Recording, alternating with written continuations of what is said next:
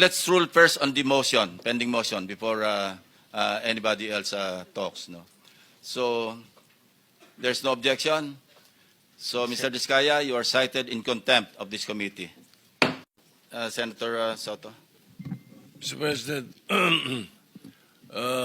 well, as usual, the Senate President is allowed, but I always make it a point to fall in line. But I will give my 3 minutes to Senator Risa Ontiveros instead of my 5 minutes, and then I will just have one question, a follow-up from one of our colleagues, why Secretary Cabral, Undersecretary Cabral is not here, and also why Mrs. Diskaya is not here. Who will answer? Mr. Diskaya, I suppose. Your Honor, yung misis ko po ay nagpadala po dito ng ng excuse letter po. Mr. Chair, if I may, what is the valid reason? Bali may po siya, yung may heart condition din po siya, at saka po bali nagpadala po siya ng letter po dito. Hindi ko lang po nabasa kung ano yung iba pang content. Thank you. Mr. Chairman, meron bang medical certificate to prove and establish na talagang valid yung kanyang ailment? Dahil baka mamaya gawa-gawa lang itong valid umano Okay, na reason. for the record, and for the information of everybody, sumulat po si Mrs. Diskaya, eto, the Honorable Chairperson, so forth and so on, subject inability to attend the Committee on Accountability of Public Officers and so forth and so on. Tapos, relative to the letter invitation dated September 15, issued by your good office, which I received via electronic mail today, September 17, at 5:41 p.m., I deeply regret to inform you that I will be unable to attend the Committee on Accountability of Public Officers and Investigations, fourth public hearing scheduled for September 18 at 9 a.m. Or 9 in the morning. Regrettably, I have an important meeting with my employees on the day of the hearing to explain the problem that the company is facing now and the effects this has on them. This meeting was already scheduled before I received the Honorable Committee's invitation this late afternoon, and some of my employees will be coming from various places. Thus, I can no longer cancel the meeting set for tomorrow. As such, I'm sincerely sorry that I will be unable to attend the committee hearing. I fully understand the importance of the committee's work and the seriousness of the matter at hand.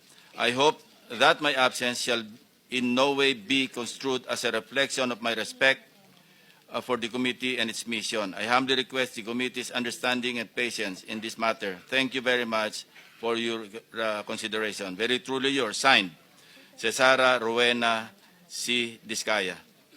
Mr. Chairman, with that letter, nagsisinungaling itong si Mr. Diskaya na meron daw karamdaman yung kanyang asawa.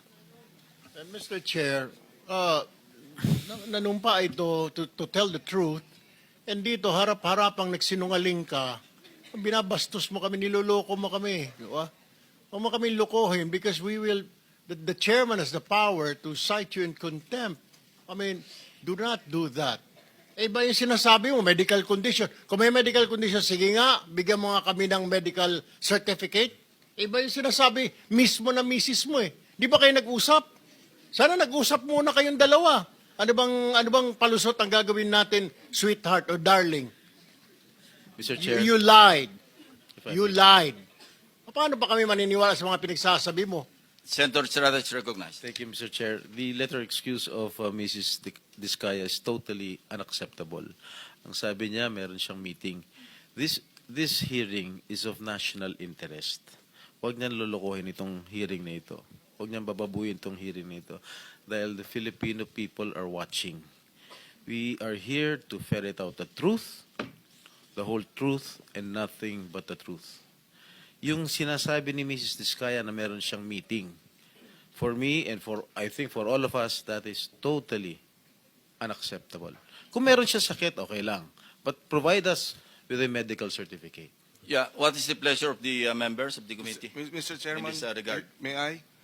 Well, Yeah, Senator Pangilinan. why is will we recognized. ask for a medical certificate when clearly he is lying because the wife has already said? Again, the chair asks, what is the pleasure of the members? I-contempt, Mr. Chair.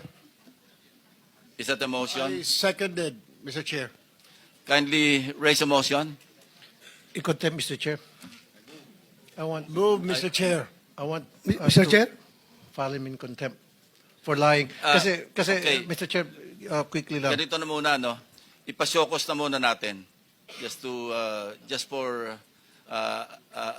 adhere to due process, the chair will advise the members to just issue a shokos order. And if not satisfactorily given or explained, then we will Okay. just cite her in contempt. Mr. Chair, Chair, if I Chairman. may, maybe Mr. we Chair. can, Mr. Chair, if I may, maybe we can ask Mr. Diskaya why he should not be cited in contempt. Your Honor, No, but the subject of this motion is Mrs. Diskaya. So, and she's not here. Mr. Chairman, Who are we citing in contempt of the committee? the one who is lying, Mr. The, Chairman. Mr. Diskaya. Yes. So please explain. Your Honor, humihingi po ako ng pasensya po sa inyo. Wala po akong intention talaga magsinungaling, pero yung misis ko po kasi talaga ay madalas po, may sakit po talaga siyang diabetes at saka meron po talaga siyang hypertension. At katunayan nga po, marami po siyang mga maintenance po na gamot na ginagamit. Opo. At Mr. Chairman. Mr. Chairman, Yes, Senator Ontiveros. lalo akong nalilito sa show cause ni Mr. Diskaya kung bakit hindi nyo po siya dapat i-cite in contempt for lying.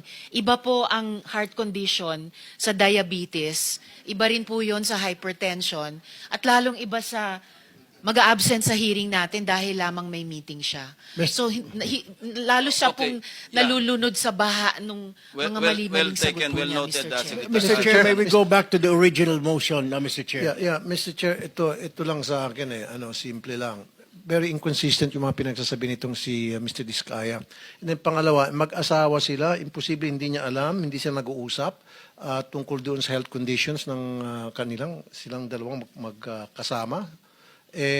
Very clear for me na tulad nga sinabi ni Senator Erwin, pinagluloko tayo nito, ginagawa tayong parang mga bata rito. There's a motion to cite in contempt of the committee, Mr. Diskaya.